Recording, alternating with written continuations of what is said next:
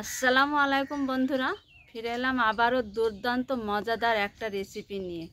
আপনারা দেখছেন গ্রামের মেয়ে রানু ইউটিউব চ্যানেল। তোমাদের সকলকে স্বাগত জানাই আজকে রেসিপিতে। বন্ধুরা আজকে মুখরোচক মচমচে একদম সাবু ফ্রেশ সাদা ধবধবে হীরা মুক্তার মতো পাঁপড় তোমাদের 5 মিনিটের মধ্যে আমি বানিয়ে দেখাবো।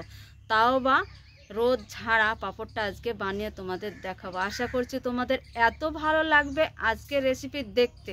শুরু থেকে শেষ পর্যন্ত আমাদের সঙ্গে থাকো তোমরা। 200 গ্রাম সাবু নিয়েছি। এই 200 গ্রাম সাবু থেকে আমি 1 ঝুড়ি পাঁপড় বানিয়ে তোমাদের দেখাবো। তাই আমি জল দিয়ে দিব। জল দিয়ে সাবুটা একটু ভালো করে ধুয়ে নিব। আর এই সাবুদানাটা এইরকমই দানা দানা থাকবে পাঁপড়ে, একদম যে হীরা থাকে সেই রকমভাবেই থাকবে সাবুটা আমি সাবুদানাটা জল দেওয়া মাত্রই দেখো মোটা মোটা হতে শুরু করেছে, একদম এই সাবুদানাটা মোটা। এবার আমি জল পাল্টে নেব। সাবুটা 2 থেকে 3 বার জল পাল্টে খুব সুন্দরভাবে ধুয়ে নিয়েছি। দেখো একদম ঝরঝরে হয়েছে। এবার এইখানে স্বাদের জন্য আমি স্বাদ অনুযায়ী একটু লবণ দিয়ে দিব সাবুতে। অনুযায়ী লবণ দিয়ে দিব সাবুতে, দিয়ে ভালো করে এইভাবে মিশিয়ে নেব সাবুটা।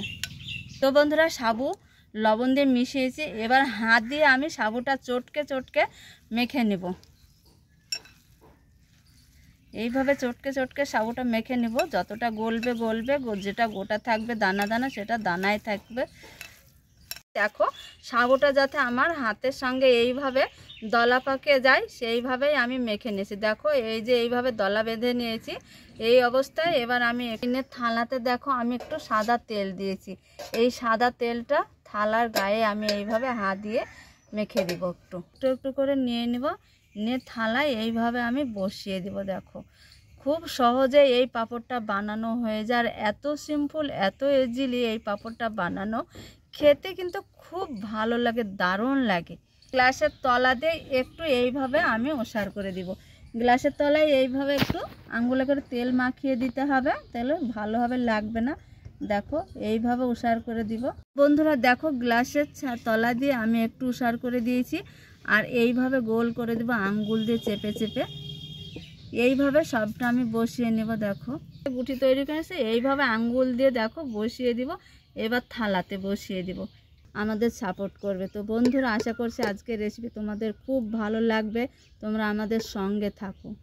তোমরা দেখতে পাচ্ছ এই যে সাবুর পাঁপড় আমি দেখো থালাতে কিভাবে বসিয়ে দিয়েছি। আর এখন আমি এইভাবে তুলে নেব। দেখো এই যে উঠবে, দেখো একটু ভাঙবে না, এই যে গোটা গোটায় আছে এটা। এবার আমি দেখো তোমাদের সব রকমভাবে দেখায়, এত সহজ আর এত সিম্পলভাবে এই পাঁপড়টা বানানো হয়। রোদ ছাড়াও পাঁপড়টা তোমাদের ভেজে দেখাবো। আবারও থালায় এইভাবে আমি রেখে দিব। তো দেখো আমি কটা বসিয়ে দিয়েছি। এবার চলো চুলাতে একটু আমি আগুনের আঁচ দিব। এই যে থালা পাঁপড়টা বসিয়ে দিয়েছি। এইবার আমি এইখানে বসিয়ে দেব এই থালাটা। আর আমি চুলাটা আস্তে আস্তে ধীরে ধীরে জাল দিতে থাকবো আমার পাঁপড়টা যতক্ষণ না সেকা হচ্ছে একটু দিব। এবার আমি একটু ঢাকনা দিয়ে ঢেকে দেবো। সবকটা উল্টিয়ে দিয়েছি, এবার ঢাকনা দিয়ে ঢেকে দেবো একটু। এইভাবে ঢাকা দিয়ে একটু জাল দিব। তো তোমাদের ঢাকনাটা উঠেই দেখাবো যে কেমন হয়েছে। দেখো খুব সুন্দরভাবে সেকে নিয়েছি। দেখো দারুণ হয়েছে সেকাটা। এই যে দেখো খুব সুন্দর হয়েছে। দেখো এই যে দেখো কতটা শক্ত হয়েছে। এই যে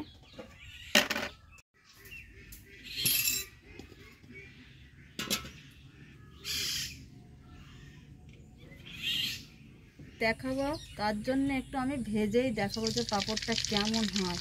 বন্ধুরা একবার না খেলে না দেখলে বুঝতেই পারবেন না যে এত সহজে এত সুন্দর একটা সাবুদানার পাঁপড় হয়। দেখো কতটা সুন্দর হয়েছে, দেখতে দারুণ লাগে, একদম মুক্তোর মতো। দেখো পাঁপড়টা এত সুন্দর হয়েছে। দেখো বন্ধুরা এইভাবে আমি ভেজে নিব সবকটা।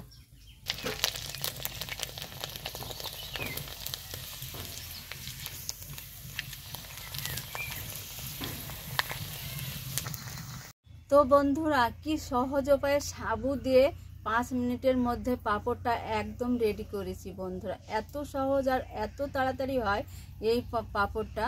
যে কেউ ভিডিওটা দেখলেই বুঝতে পারবে যে খুব শর্টকাটে হয়ে যায়।